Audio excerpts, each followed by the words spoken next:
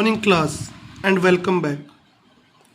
Yesterday we will discuss about the some journal characters and mode of locomotion of Protista. Today we will discuss about the classification of Protista. आज हम protista की classification के बारे में पढ़ेंगे. तो protista को क्या है, तीन पार्ट्स में क्लासीफाई किया जाता है. First is photosynthetic protist, second is consumer और decomposer protist and third one is protozoan protist. तो अब फोटोसिंथेटिक प्रोटिस्ट कौन से होंगे कि जो क्या करते हैं, फोटोसिंथेसिस करते हैं, जो क्या है ऑटोट्रोपिक है, अपना खाना खुद बनाते हैं. डाइनोफ्लैजिलेट्स, क्राइसोफाइट्स और euglenoids are photosynthetic protist. Consumer और डिकम्पोजर प्रोटिस्ट कौन से होते हैं, जो क्या करते हैं, मरे डीके ऑर्गेनिजम्स पर, जो डेड ऑर्गेनिज्म है, डीके मटेरियल है, सड़ा हुआ खाना है, उसके ऊपर जो क्या करते हैं, फीड करते हैं, जैसे कि स्लाइम मोल्ड्स. और जो प्रोटोजोवन प्रोटिस्ट थे वो कौन से थे, फ्लैजिलेटेड प्रोटोजोवंस.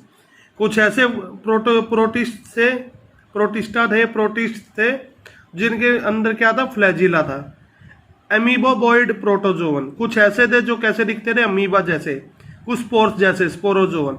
और सिलिएटेड प्रोटोजोवन, कुछ के पास क्या था, सीलिया. ठीक है जी, तो हमें पता लग गया प्रोटिस्ट की क्लासिफिकेशन थ्री टाइप्स पे दी, फोटोसिंथेटिक, कंज्यूमर और डिकम्पोजर प्रोटिस्ट और प्रोटोजोवन प्रोटिस्ट. फोटोसिंथेसिस में डाइनोफ्लैजिलेट्स, क्राइसोफाइट्स और यूग्लिनोइड्स.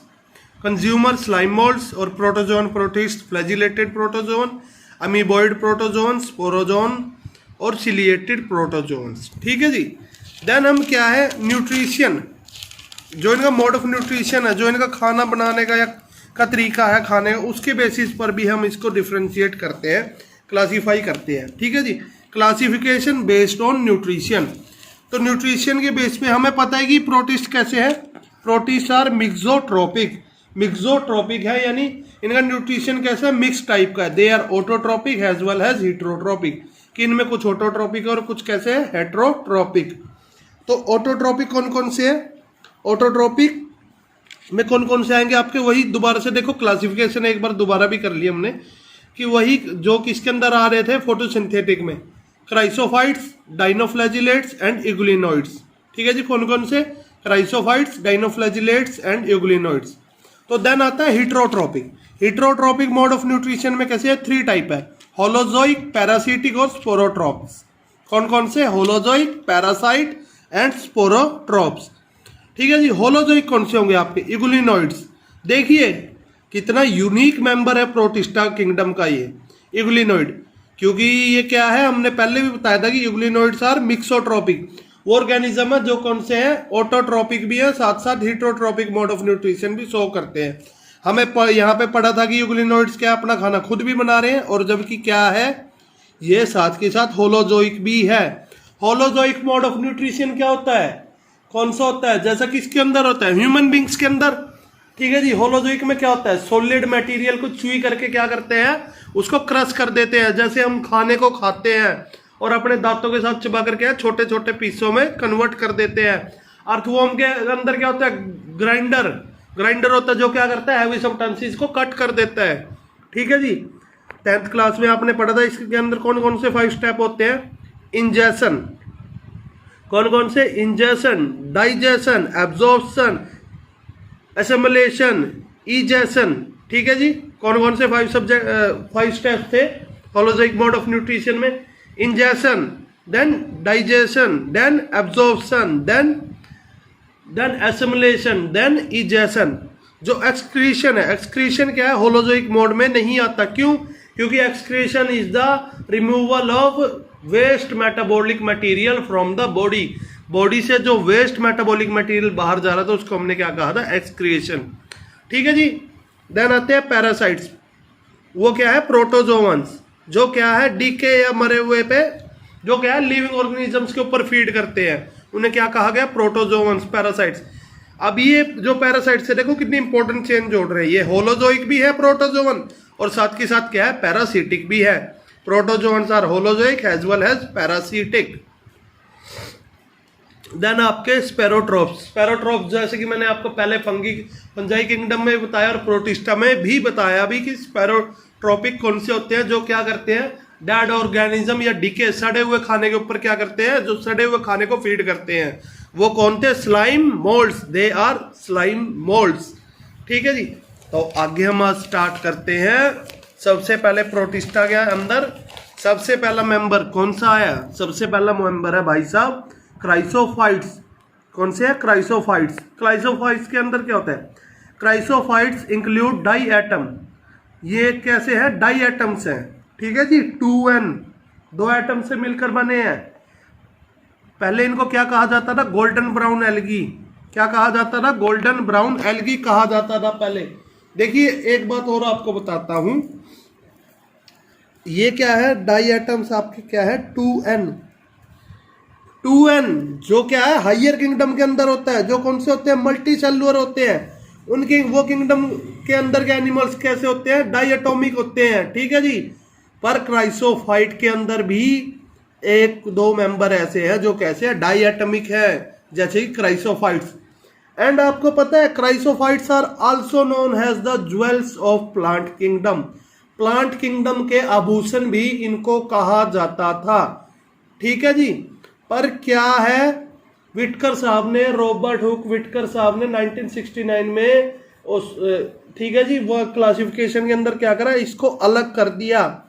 विटकर साहब ने अलग कर दिया, तो उसके बाद क्या है, इसका ये किसके अंदर आ गए, जब एक नया किंगडम बनाया तो ये आ गए प्रोटिस्टा के अंदर।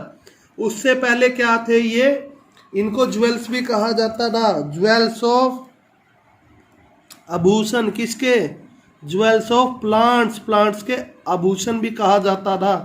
और इन्हें गोल्डन ब्राउन एल्गी भी कहा जाता था। क्या कहा जाता था, गोल्डन ब्राउन एल्गी। ये देखने में इतने सुंदर सुंदर होते हैं, बिल्कुल हीरे मोती जैसे। बस ये छोटे बहुत ज्यादा कि हम इनको माइक्रोस्कोप के साथ देख सकते हैं। अगर ये साइज में बड़े होते हैं तो आई एम श्योर कि ये कहीं ना कहीं आज भी आभूषणों के रूप में, ज्वेल्स के रूप में यूज हो रहे होते हैं। ये देखने में इनका स्ट्रक्चर बहुत अच्छा होता है, कुछ ये कहीं ऐसे ऐसे होते हैं।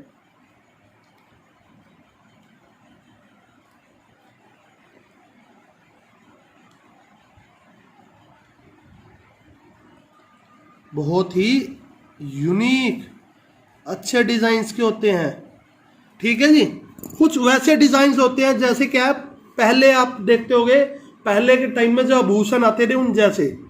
ठीक है जी, आगे बढ़ते हैं। अक्कर इन बोथ, किसके अंदर, मराइन एंड फ्रेश हैबिटेट्स, कि ये समुद्री पानी में भी पाए जाते हैं और किसमें, झीलों में भी पाए जाते हैं। ये दोनों जगह पाए जाते हैं, मराइन में भी और फ्रेश वाटर में भी। फ्री फ्लोटिंग है और बेंथिक है। क्या है, बेंथिक। सबसे पहले बात करते हैं फ्री फ्लोटिंग। फ्री फ्लोटिंग को क्या कहते हैं, क्या कहते हैं जी, कल भी बताया था मैंने। फ्री फ्लोटिंग आर नॉक्टाउन्स और phytoplanktons, what are they called, the free floating organisms, जो क्या है, वाटर करंट के साथ चलते हैं। जैसे ऊपर पड़ा है पानी का, जैसे मान लीजिए पानी की लहर आई, पानी की ये लहर आई, ये ऐसे चल पड़ा, लहर यहाँ की आई तो ये यहाँ चल पड़ा, ये है, they are free floating. Free floating को हम क्या कहते हैं, फाइटोप्लैंक्टन। देन आता है बेंथिक। बेंथिक क्या होते हैं, बेंथिक यानी जो ऑर्गेनिजम्स बिल्कुल समुद्री तह, इस पर तलह पर पड़े हैं, समुद्र में बिल्कुल नीचे पड़े हुए हैं, उनको क्या कहते हैं, बेंथिक। बेंथिक का मतलब क्या है, तली। क्या है, तली। तो क्या है, जो ऑर्गेनिज्म किसमें पड़े हुए हैं, समुद्र की तली में। ठीक है जी, gliding movement with the help of mucilage. ठीक है जी, म्यूसिलेज की हेल्प से क्या करते हैं, ग्लीडिंग मूवमेंट करते हैं। मैंने पिछले लेक्चर में पढ़ाया था म्यूसिलेज प्रपल्सन में क्या था, आपने वहां पर देखा था कि ऑर्गेनिज्म कैसे चल रहा था, ऐसे आराम आराम से ऐसे रेंग रेंग के ऐसे आराम आराम से हल्का हल्का चल रहा था। तो ये क्या कर रहा था, ग्लाइड, इसको क्या कहा था, म्यूसिलेज प्रोपल्सन। तो इनकी भी कैसी है, ग्लाइडिंग मूवमेंट है, किसकी हेल्प से, म्यूसिलेज की हेल्प से। देन क्या है कि perform photosynthesis constitute the major phytoplankton of water body. ये क्या है, ये क्या करते हैं, फोटोसिंथेसिस करते हैं, और ये क्या, इनको क्या है, वाटर बॉडीज का सबसे मेजर, सबसे बड़ा फाइटोप्लैंक्टन भी कहा जाता है। क्या कहा जाता है, फाइटोप्लैंक्टन। प्लैंक्टन का मतलब क्या है, जो फ्री फ्लोट कर रहे हैं, और फाइटो मतलब जो क्या है, विद द हेल्प ऑफ क्या, फोटो यानी सनलाइट की मदद से अपना खाना खुद बना रहे हैं। सबसे बड़े फ्री फ्लोटिंग ऑटोट्रॉपिक ऑर्गेनिज्म भी कौन से है? वाटर बॉडीज के अंदर यही है। ठीक है जी, तो इतना समझ आ गया। ओके, देन हम अगले लेक्चर में करेंगे डाई एटम्स के बारे में, इनके कुछ और क्या, जो इनकी सेल वॉल के बारे में कुछ डाई एटम्स जो है उनके बारे में पढ़ेंगे और इनकी लाइफ साइकिल के बारे में जानेंगे।